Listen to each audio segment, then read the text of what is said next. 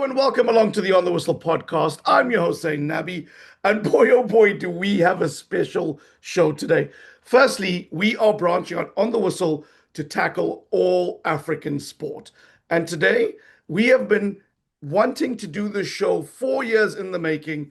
Courtney Freese, one of our co hosts, has been wanting to talk rugby for a long time. So, you know what we thought? We would start with the Springboks. We would start with the Bomb Squad. We would start with the two-time defending back-to-back world champs. They actually won 4 World Cups. And we have assembled a front line, a front row like no other. I'll be in the middle as your hooker, Zayn Nabbi. We'll have Courtney Freese as the loose head prop, ready to attack anything. And on the tight head, this is the position you build your team around. My old friend, eNca sports editor, a wonderful rugby writer and broadcaster, none other than Vata Ngobeni. Welcome to the pod, brother. Thank you very much, Zayn. Thank you, Courtney. Yeah, Lovely to see you, Vata. Courtney, Vata and I are such old friends. We started as rugby writers, covering junior under 19 World Cups, under 21 tournaments. And Vata used to love coming to Durban. It was like his second home. And Vata, I remember once we went to eat a wonderful lunch at Suncoast Casino. By the way, Suncoast don't sponsor us, so this is a free plug.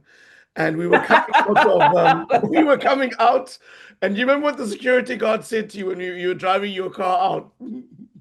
No, what did you say, Zayn? He said, "There's so many rolls on your friend. I think we can cut him up and eat him a steak."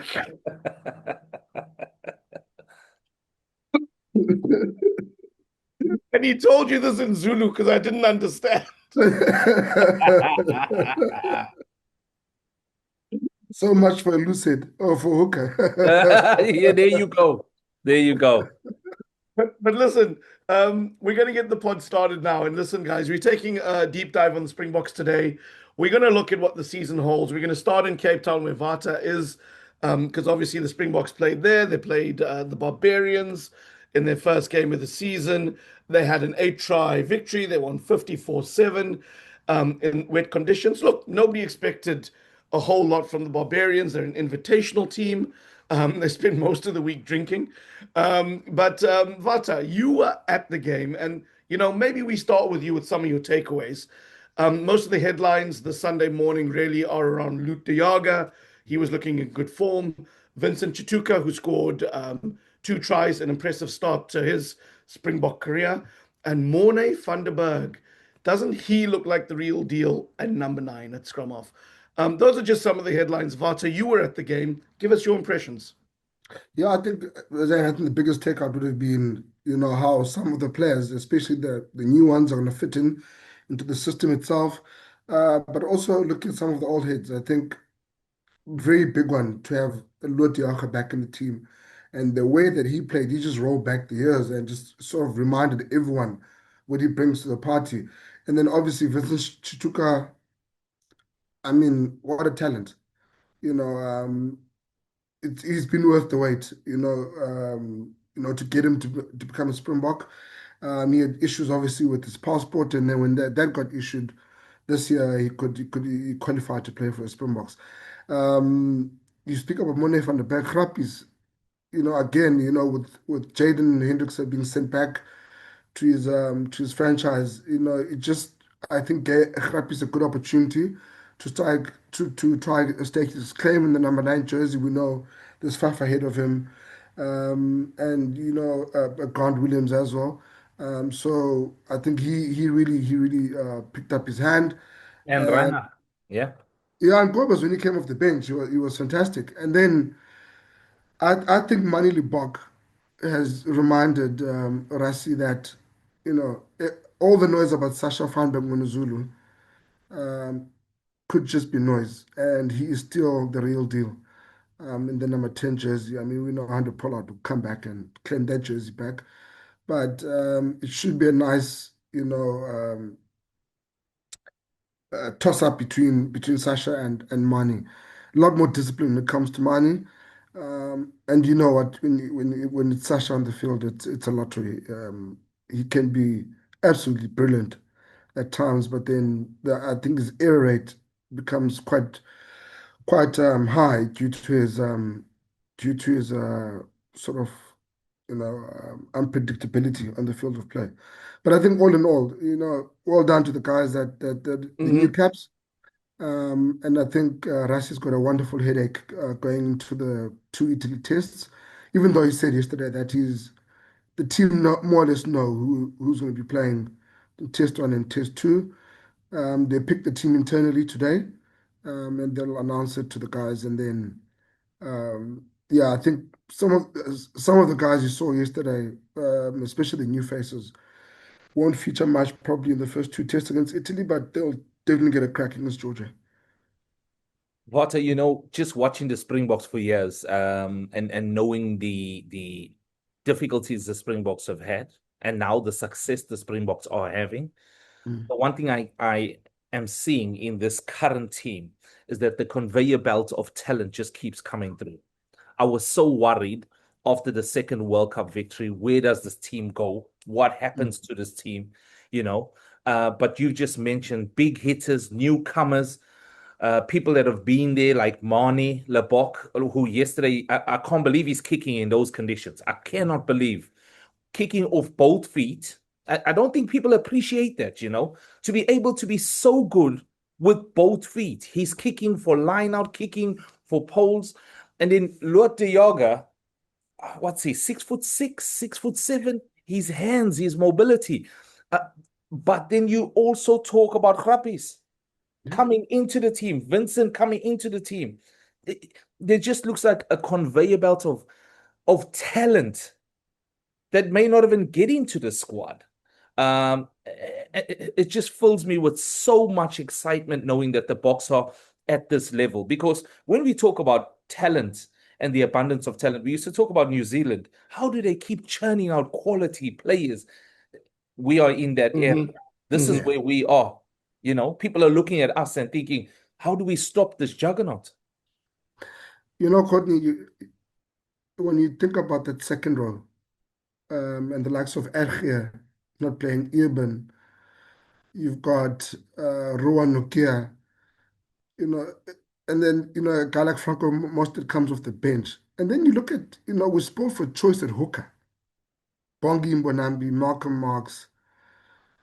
It just doesn't stop, man. You think of a guy like Joseph Dweber, who's not even, No in one in even the talks biggest about squad. him, but the boy He's not can even play. close to it. And then Asenatin Tlabaganya. What a wonderful player. I The mean, skills he has for a prop forward. Zayn Nabbi on the whistle, So we really spoke, and I think a guy that we forgot is Apele Fassi. Oh, wow. I mean, those grubbers, right? Roll back the Oh, years to Andre Joubert. he Yeah. is so calm under pressure. He's got so much time on his hands. Good in the high ball. Good in the high ball. And then now's Rusty takes Andre Esterhuizen, plays him at Plays flank. him at flank. You already spoke for Richards at flank, at loose forward in South Africa.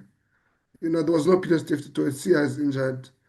You start thinking about it. Jasper Visa, and you say to yourself, there's Cameron Hanekom injured. There's Evan Roos.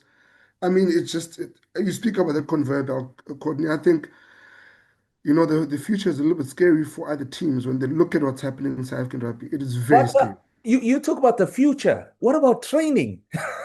Because these people are coming together. Training must be a slaughterhouse. All this talent going up against each other. It must be so difficult to get into this box squad. Well, it is. Let's be serious. Because the talent is there. And it's not just the talent. It's not really a word I like looking at. The performance of the players is there.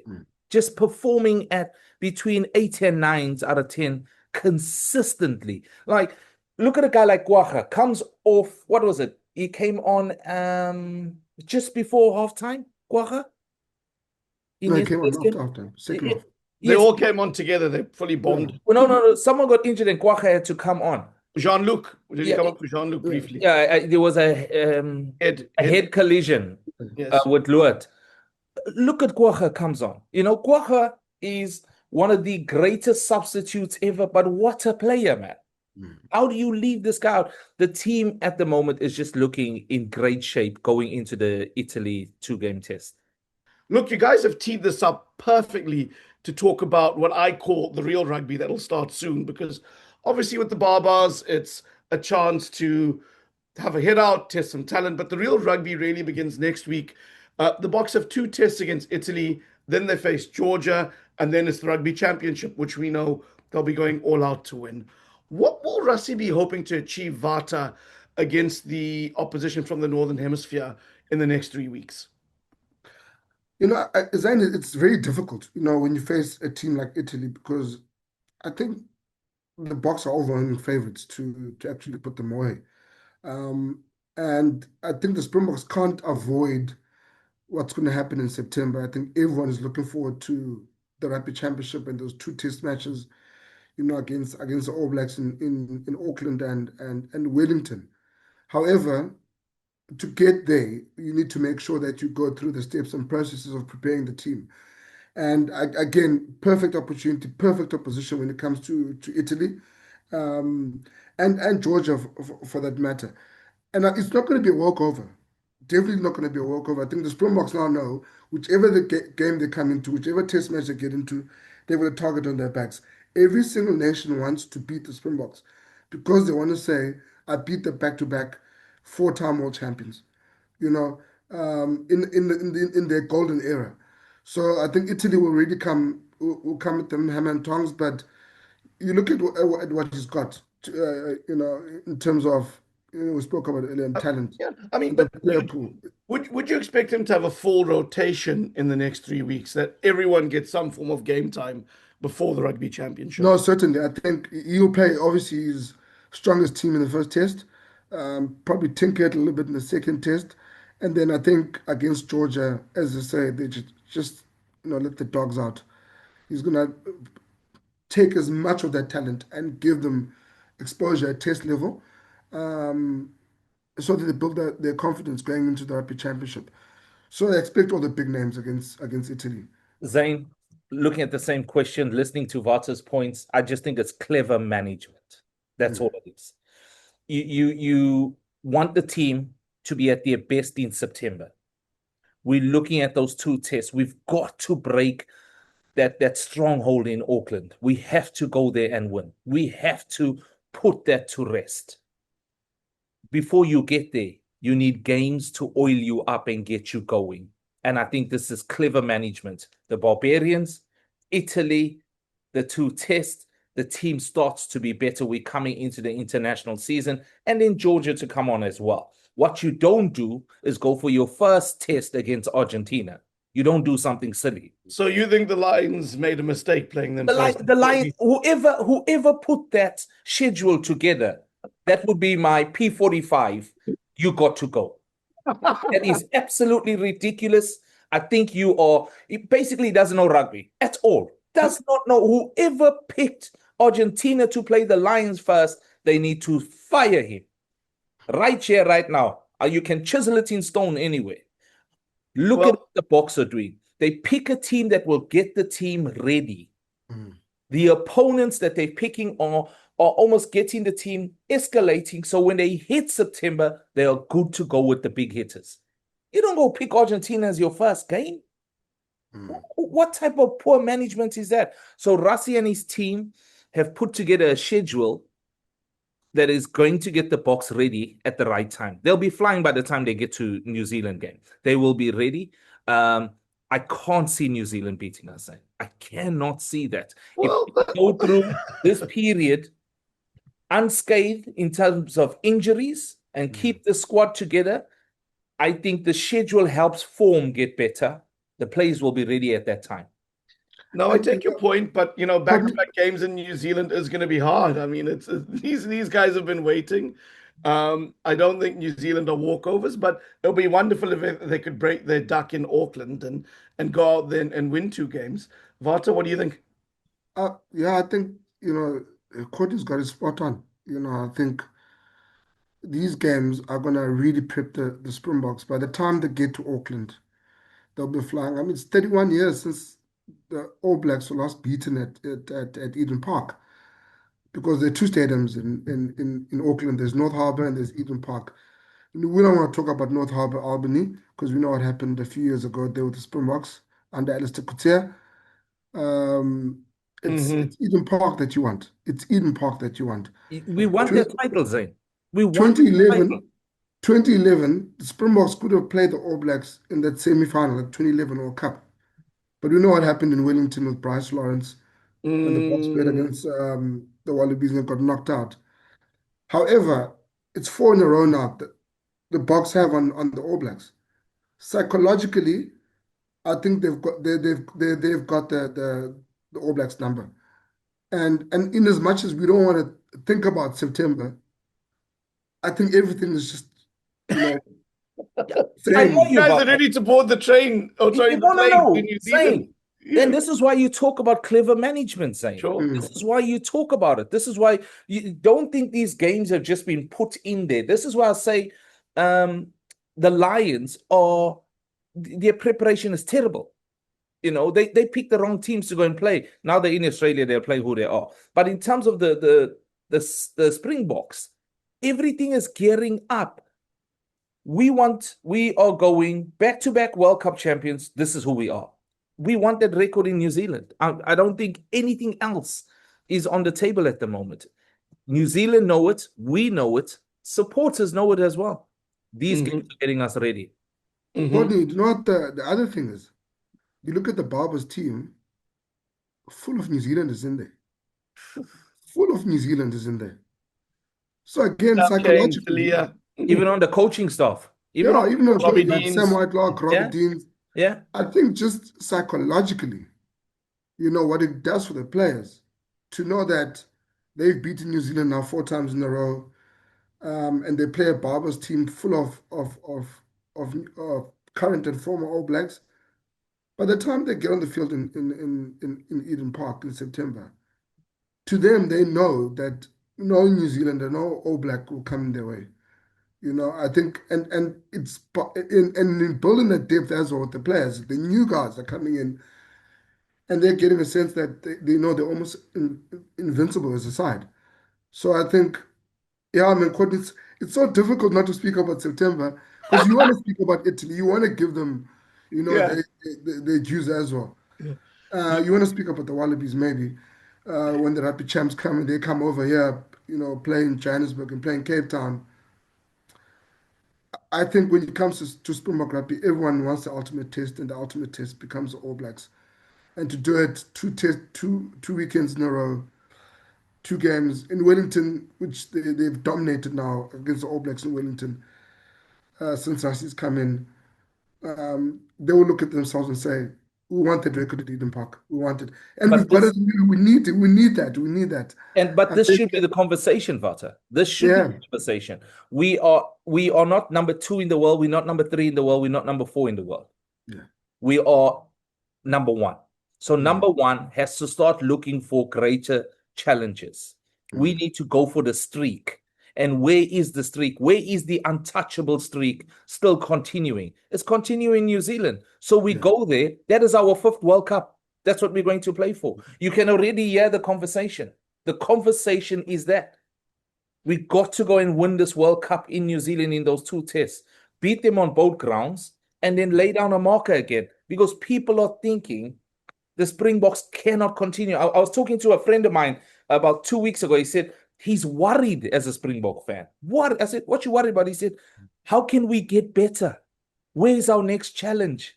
I'm worried. Do we have players coming through? Yesterday dispelled all those notions. Well, let me come in there because you guys have spoken so beautifully about what the series in New Zealand makes later this year. And look, the team have the experience, they are on the streak, they're back-to-back World Cup winners. So they have the mindset, they have the physical attributes, they have the coaching acumen to go there and win.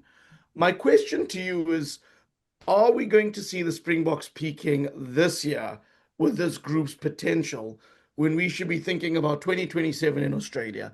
I'll pose the question to both of you. The current Bok team, you look at the likes of Siya Kolisi, Eben Esterbets, Cheslin Colby, Bongi Munambi, Malcolm Marks, Andre Pollard, etc. they are all 30 plus in age. That is getting to the back end of the career. How important is it for the squad now to start introducing new blood, as these players are like the new players are likely to carry the team into the next World Cup, because there'll be question mark over these players who are 30 plus having the wheels to take them to Australia in 2027. Your thoughts on that? Well, I think, I'm happy to jump in. Vata, do you want to yeah, start? Go ahead, sir. no, you can go, Courtney. Well, Zayn, let's just look at sports science, and professional sport. Let's just start with that topic. Sportsmen at the age of 30, 20 years ago is very different to sportsmen at the age of 30 plus now. The sportsmen are so well looked after. The only thing that will really be a massive distraction, I pointed it out a bit earlier on, if someone gets a nasty injury. But I think with the current group that you mentioned, maybe one or two could fall by the wayside. Siya had a terrible ACL injury. Okay. So you can't really carry many of those. But I think there is still mileage for the next World Cup with these players. Absolutely. And listen, you only need to go back to the 68th minute yesterday in the game where Mani Lebok and Cheslin Kobe catch the ball near just at the try line. They pick up the ball and Cheslin Kobe sidesteps two people, even sidestepped me. I was sitting on the couch. I fell the other side. It was so devastating, you know. So I say to you, these players, Zayn, are different. They are prepared different. They are not 30-something-year-olds of years ago. They are 30-something-year-olds in the modern era of high-level sport. Nobody is saying, Zayn, don't play Ronaldo up front at the moment. The man is scoring goals. He's close to 40. These players are world-class players that are world-classly looked after as well. You know, right there, Zen, you've got it. I think Rassi spoke about it last week. He says it's going to be important to manage the senior players. Guys like Siya are not going to play every test this year. And again, it's looking at 2027. Sorry, it's to ensure that these guys are still running around fit at the age of 36, 37. We saw it. Skalk Brits did it. Dwayne Vermeulen did it. Dion Fourie did it. You know, they almost played until 40 and won World Cups. So I think he's going to be managing, especially the senior players who've won the two World Cups for him, a lot going to 2027. But he keeps on refueling this team. He keeps on bringing new faces. So, you know, who thought of Bon Fenta? Who ever thought of a guy like that? You know, we saw us in Tlabakanye running around and everyone would say, oh, that's a big fella, you know, Yes. to you playing pro sport. The guy is shed off 18 kgs in the space of 4 months. You know, and now he's in contention, knocking at the door. You've got your Tutuko Mchunu who's still, you know, out injured. Just think about the players and the depth that Rassi has built in the last 2 years. And he's continuing bringing new faces. So I think this you know, replenishing the squad and making sure you're building depth is going to happen until 2027. It's scary. What is very, very scary for me is that, you know, these guys are not thinking about three-peat. Courtney speaks about the fifth World Cup, which is going to be September. Um, and then they want to score to settle. They really want to go for three-peat. They want to do what no other team has done. Sure. Absolutely. And how do you measure where the team is at the moment? How do you measure that, listen, this team hasn't lost their fight. This team hasn't lost their hunger. This team hasn't lost the dog in them. Just look at the defensive line jumping up every time the Barbos had the ball yesterday. Just look at the defensive line coming off. These guys are at a fitness level I don't know. I don't know a defensive line like that. Every time the ball goes into the lineup for the Barbos, off the defensive line, boom. Our line is up. They are there. They are making the tackles and rolling out of the tackles. You can see that hunger is there, man. This team is so well prepared, so well managed. I don't know how, with these current group of players, I don't know how we are not successful. Well, in Well, New let Zealand. me ask you. Let me ask you this question. You guys have made the case that sports science can carry some of these players through, but Siya Kolisi, I think he's 31 now, and he's playing in a position where we all know at loose forward, there's new kids on the block all the time. South Africa is well stocked. I think most countries around the world have many good loose forwards, and South Africa always produces them. Bearing in mind age, bearing in mind injury, bearing in mind the next season, I mean, could this be the season we see him being phased out as Bok captain, or at least becoming a co-captain? What are you seeing there, Vata? Forget it, Zayn. That's not going to happen. That's not going to happen. He is such an, a crucial figure within the side itself, but also is a crucial figure in South Africa. You know, just as much as it's a team sport, I get it. But what Sia represents um, is far bigger than just than sport itself. So I think Rassi would would not even think about that. I think you remember when it was 2 years ago when Sia was playing out in France, and there was doubt over whether he'd continue as captain. Hmm. And I mean, the outroar was massive. And I think the backlash on Rasic just for saying that, he kept on being asked almost every time he was in front of the media, you know, are you going to drop C as captain? Are you going to drop C as captain? And I think when he saw the public reaction to that, um, he thought, listen, you can't mess around with the guy like Siya Kolisi. He's just an inspirational leader as well. You know, I think he's got the respect of all the players, and you see him when he, with the new and younger players in the squad when they come in. Siya spends time with those players, so he's earned the respect of his peers, of his teammates, and to even think about dropping him, going to the next World Cup would be, I So, think it would be disastrous for Springboks. I think so you don't think somebody like Sasha Feinberg and Gomazulu or one of the old guard like Eben Etzebeth, they could do the job? they can do the job, but not like Siya. They can do the job, but not like Sia. I mean, Courtney spoke about his ACL injury that's prior to the World Cup. He was not meant to go to the last World Cup. He was just not meant to go. It was a miracle that he was able to recover in what, in 4 months, an injury that takes usually about 9 months, and then to come back and play the way in which he played at that World Cup. You know, People don't give that the respect, Zayn. I'm telling you, he didn't break a leg, Zayn. Your ACL is possibly your worst injury in football. Okay. In rugby, where there's so much contact around your legs, rolling away, taking hits, times it by 10. 4 months, Zayn. Don't only look at him. Look at if you go through the documentary, Chasing the Sun, look Chasing the Sun too. how he was rehabilitated. Look at the people that Mm. involved in his rehabilitation. Absolute desperate to get the guy in the field. Then what happens, which a lot of people also forget now, the first game before the World Cup that was played in England, who did they play? The All Blacks. And they gave them a hiding. And who's playing? Sia Kolisi. Siya Kolisi is playing. I'm thinking to myself, how could he be playing this guy? He's come back from an ACL. Zayn, what a performance.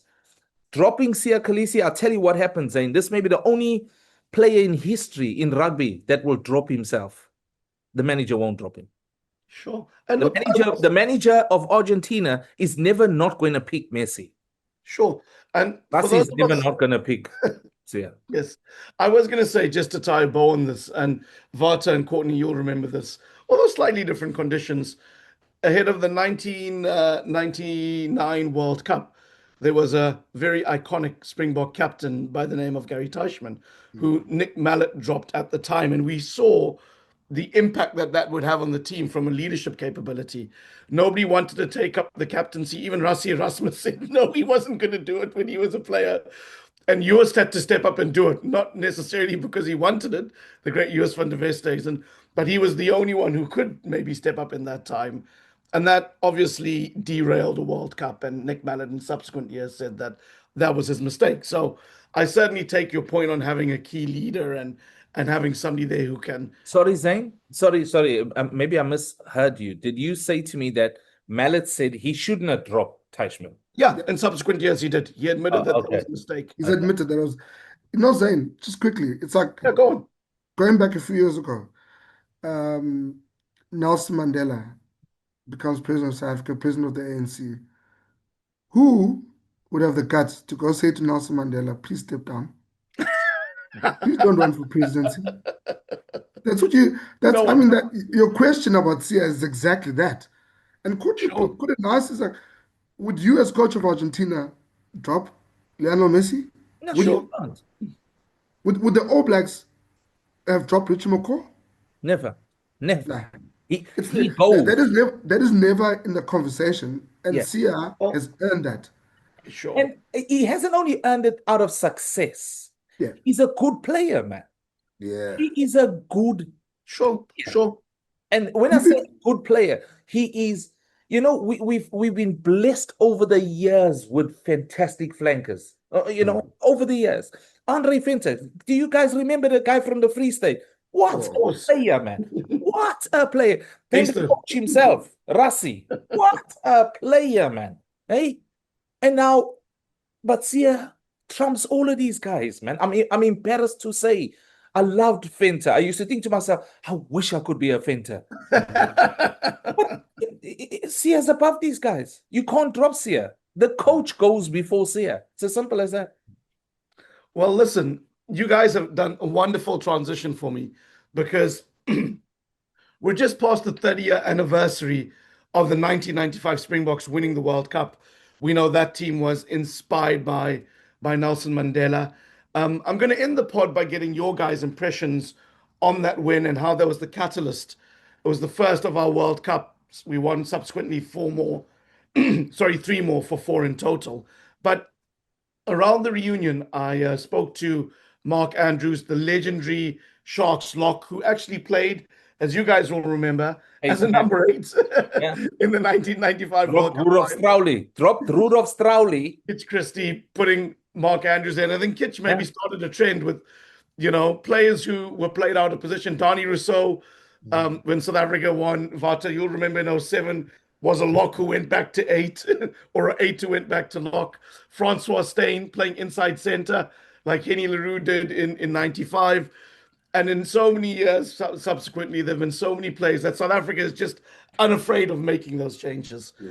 And one of the things, I wanted to play out in this pod was just Mark Andrews talking about what a magnificent leader, reconciliator Mandela was. And the moment he realized that was ahead of the Springboks opener against Australia in Cape Town in 1995, Nelson Mandela arrived in a helicopter to visit the team at their final training session.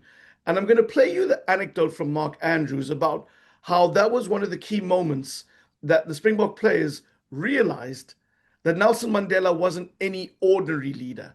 He transcended everything they'd known before. Take a listen to this. So Zayn, I've told this story so many times purely because it had such a big effect on my life. So the week before we played Australia in the opening game, we were based in Cape Town at Silvermine, trained at Silvermine Air Force Base. And I don't know if people recall, but there was a whole lot of talk about possible terrorism and people trying to hijack the tournament, and South Africa was still in a very tumultuous stage as a young nation. So we had security VIP guys with us. They had Springbok tracksuits, the kit bags, but where we had our boots in the kit bag, they had their machine guns and 9mm, and they were all tooled up and armed up. So we got a train in before the Australian game, and I remember we were told to bring a change of clothes for after the train, and normally, which is strange because you wouldn't even shower there. You get back on the bus and shower back at the hotel. And when we arrived, there was a fire engine parked outside, like where the change rooms were. There were snipers on the roof, there were guys with dogs, and I remember thinking naively to myself, geez, these actually taking our security pretty seriously here. Like, got a fire truck in case our bus catches a light or something. Like, this is pretty cool. And then afterwards, we got told to go into this hall, and we were standing around and not sure what was going on. The next thing, we had a helicopter. And then our guys were like, geez, I wonder what line is coming in the helicopter. We still had no idea. Then we were told to line up from the front door all the way into this hall, and I'll never forget, the door opened and in walked Morne du Plessis with Francois Pienaar with Nelson Mandela. And I was like, yo, okay. And I was the lighty in the side, so I was right at the end with the baggage master and the physios and all the main oaks with the front. And he walked on that line and he shook everybody's hand. I remember when he got to me, I mean, I came from the Eastern Cape, I speak Xhosa, and I greeted him in Xhosa, and he stopped and he looked at me and he asked me where I was from, and I said Kwawe Elliot, and he said, you must come braai with me. So she said, yeah, and I was like, yes, it's okay, and I was a bit awestruck. And then he walked along, and this is where Nelson Mandela showed why you're so special. When he got to the last team member or manager or whatever, he turned around and Morne said to him, would you like to go and have some tea? And the hotel had set up a tea station in the corner. And he said, I haven't finished greeting everybody. I remember thinking, there's no one else here. But at the back of the hall, there were two Xhosa women who'd come in, obviously heard or something and realized, and they weren't supposed to be in the hall. So they'd swept the hall and made sure it was all clean. But somehow they'd stayed. And they were staying with their brooms at the back of the hall. And he turned around and he started walking towards them. Like didn't quite understand where he was going. And he got to them. And now we were all like the Pied Piper, like I was walking behind, everybody else like mingling. And he got to them and he said to them in Xhosa, he said to them, Molweni, hello, where are you from? I said, where in the Transkei are they from? And then he said, thank you for looking after the Amaboka Boka. I remember thinking to myself, that's like one of the most famous men in the world. And he's seen the smallest people in the room. And then he turned around and he walked to the tea table, and then Morne was saying, you like some tea or coffee? And then he started speaking. There was a coloured woman and a Xhosa woman, and he spoke Afrikaans to the coloured woman, where's she from? And then he thanked them both for looking after the Springboks. And I was like, either he's putting on a show here, or the soak is something different, because the humility he showed in that, how many other world leaders would see the small people in the room? And when he shook your hand, it wasn't like hello and moving on to the next person. He shook your hand and looked in you in the eyes and he spoke to you. If you speak to so many people who had met him, they all said the same thing. When he spoke to you, he spoke to you. And that's something special. He made people feel special. And for me, it was a huge lesson in life. And I also realized that he was worth putting up bodies in the line for, because what he'd done personally and the humility he showed. I mean, there's a bunch of white oaks who, it's just so hard to kind of put into words, but he was an incredible man and had a personal effect on me, and obviously in our nation. But as Ian Jones said, meeting him the day of the final was unfair, because the moment for a lot of them was, it was a big enough moment playing the Springboks at Ellis Park. But to meet Nelson Mandela, the iconic Nelson Mandela, who for lots of them was an icon just as a man, on the day of the World Cup final, was a bit unfair. He said, we had that 16th man. That was the great Mark Andrews, Springbok legend, recounting his interactions and meetings with Mandela. What are the discussion points around the Springboks, gentlemen? And I want to get your take on what you remember from 1995. But, you know, we've had Julius Malema. He's the commander-in-chief of the Economic Freedom Fighters, a far-left party, opposition party in South Africa, suggest after the last World Cup success that the Springboks need new colors, they need a new emblem. The Springbok doesn't necessarily unify everyone. Again, his party is a minority party. It should be said that. But we're 30 years on from 95. We're 30 years on from Nelson Mandela explaining why he believed the Springbok could unify the old emblem of the oppressor recast for everybody else. Do you think now the current Springbok team has done enough to represent all South Africans through Siya Kolisi, through a more diversified team, and a team that really does its best for all South Africans? I think, Zayn, you know, I hear what you say about What a Julius question. Malema. You know, I actually attended the reunion lunch last week in Johannesburg at Ellis Park.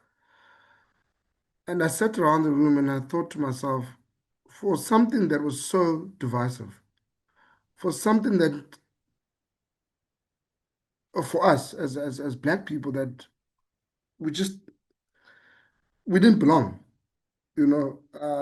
how that has evolved in the 30 years since that win at Ellis Park against All Blacks to what we saw in Paris and what we saw in Japan and what it meant to the country. Um, Courtney speaks about leadership, and Mandela is about leadership. I don't think any of us actually understand or can comprehend how Nelson Mandela was so ahead of his time and how he sat down and used something that divided a country to bring a country together. And I think we're reminded every time the Springboks play.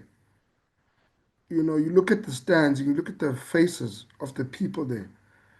It's black, it's white, it's women, it's kids. You look on the streets in any city, in any town, any village in this country, and people are wearing some green and gold. They're wearing Springbok jerseys.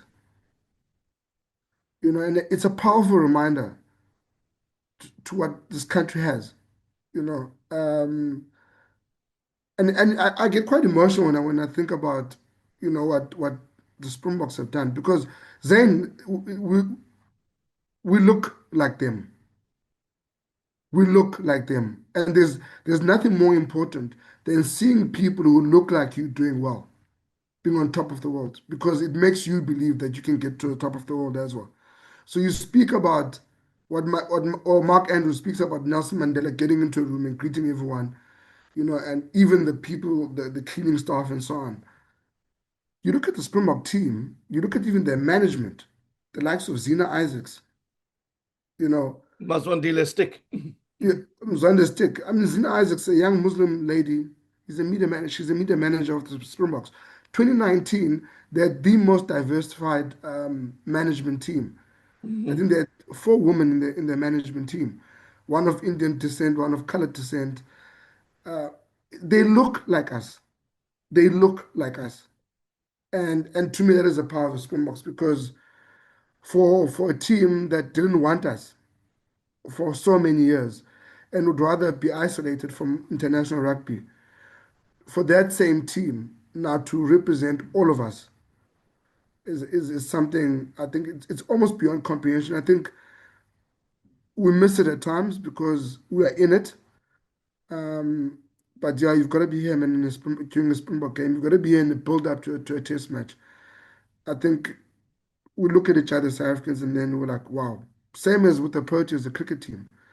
Temba Bavuma, again, Shukri Conrad, Ashwell Prince. You think of these names, Keshif Maharaj. There's something special happening in South African sport, and that just it really inspires and brings this country together like nothing else can ever do. As Nelson Mandela said, that is the power of sport. If you set me down, Zayn, in 95, I was at Edgewood College. At that time, Edgewood College had just opened their doors to people of color.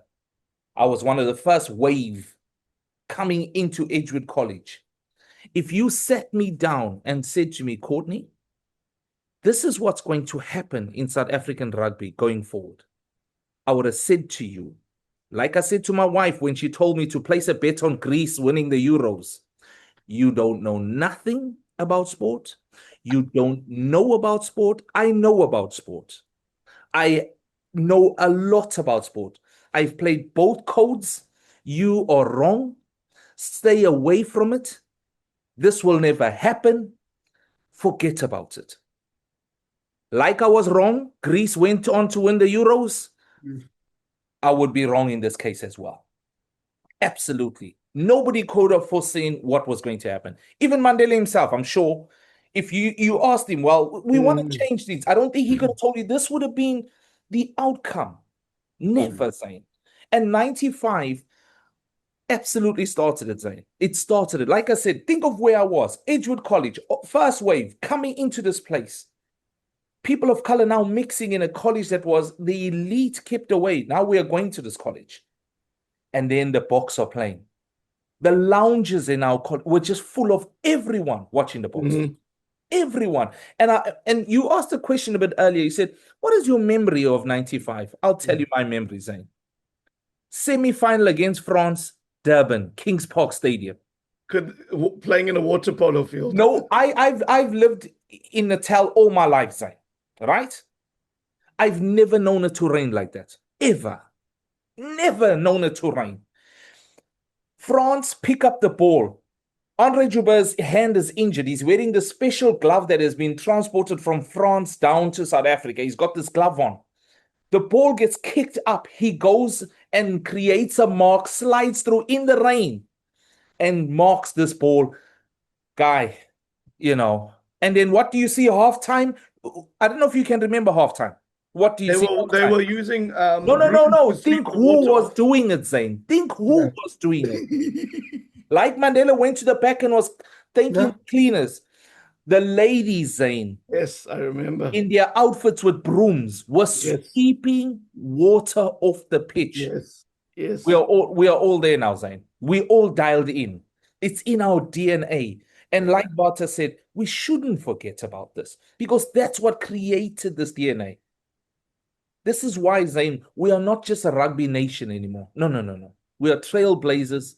We are creating the pathway of how this game should be played. We play ugly rugby at times. Who cares? That's who we are. World champions. Listen, boys, what a marvelous way to leave the pod. For those of you who are listening out there, whether you're a fan of Springbok rugby, whether you're from somewhere else on the continent, Zimbabwean, Kenyan, Ugandan, wherever you guys love the game that's played in heaven, please find us, leave a comment here on our YouTube account, or find us on our social accounts, OTW_podcast on Instagram and X. And of course, if you're searching for us, just search for the On the Whistle podcast on YouTube and Facebook. Let us know what you think of our foray into rugby, this marvelous front row to kick us off, almost a Barbarians front row. We got two farm boys and a boy from Maritzburg and Courtney, and a boy from East London, also known as Slummies, as Vata. And you've got me, the cool kid from Durban, in the middle, bringing it all together. Didn't you go to private school, Zayn? I never. Wow! Whoa! Didn't you go to private school? No, man, you're getting me confused with Vata. You can't mix with Queens us, is like a private school, right, Vata? Listen, I never went to private school. Vata? Listen to the Spanish talkies like us. You went to private school. No, don't give Slummies any credit. Okay, Tata boy. Tata. Sorry, Tata. Tabum Ngobeni player too. Tabum Listen. Ngobeni.